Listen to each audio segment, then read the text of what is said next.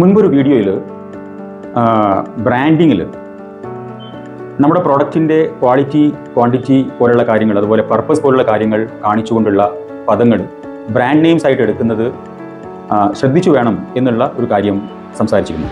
അത്തരത്തിലുള്ള പേരുകൾ രജിസ്ട്രേഷൻ ലഭിക്കാൻ ബുദ്ധിമുട്ടുണ്ട്, അല്ലെങ്കിൽ രജിസ്ട്രേഷൻ പ്രയാസപ്പെട്ട് ലഭിക്കുന്ന ഒരു പേരാണ്, അതുകൊണ്ട് നല്ലൊരു പേരല്ല എന്നുള്ളത് മാത്രമല്ല, രജിസ്ട്രേഷൻ ലഭിക്കാനും ബുദ്ധിമുട്ടുണ്ട് എന്നുള്ള രീതിയിൽ ഒരു വീഡിയോ ചെയ്തിരുന്നു.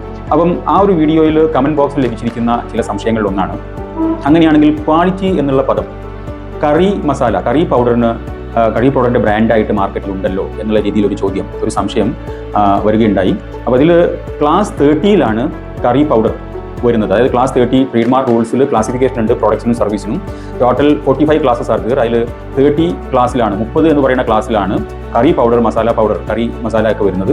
ആ ക്ലാസ് 30 ഒരു സിമ്പിൾ സെർച്ച്, പബ്ലിക് സെർച്ച് നടത്തിയപ്പോൾ ഏകദേശം 86 പ്രോഡക്ട്സ് ഈ ക്വാളിറ്റി എന്ന് പറഞ്ഞിട്ടോ, അല്ലെങ്കിൽ quality along with some other words combined രീതിയിലോ, ക്വാളിറ്റി പ്ലസ് വേറെ ഏതെങ്കിലും വാക്കുകൾ കമ്പൈൻ ചെയ്തിട്ടോ ആപ്ലിക്കേഷൻസ് ഫയൽ ചെയ്തതായിട്ട് നോട്ട് ചെയ്യാൻ പറ്റി. അതിൽ തന്നെ most of the marks are refused or abandoned or somebody they have withdrawn their application.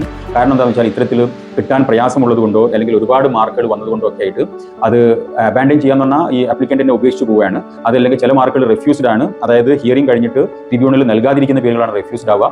ചിലത് ലഭിക്കില്ല എന്ന് കാണുമ്പം ആപ്ലിക്കൻസ് തന്നെ വിത്ഡ്രോ ചെയ്തു പോകുന്ന കാര്യമാണ്.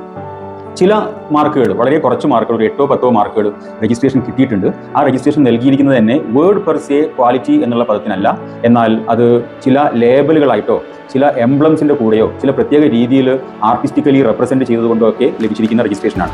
അപ്പം രണ്ട് കാര്യങ്ങൾ നമ്മൾ അതിൽ നിന്ന് മനസ്സിലാക്കേണ്ടതുണ്ട്. ഒന്ന്, അതിനൊരു രജിസ്ട്രേഷനല്ല ഉള്ളത്, ഒരുപാട് രജിസ്ട്രേഷൻസ് ഉണ്ട്.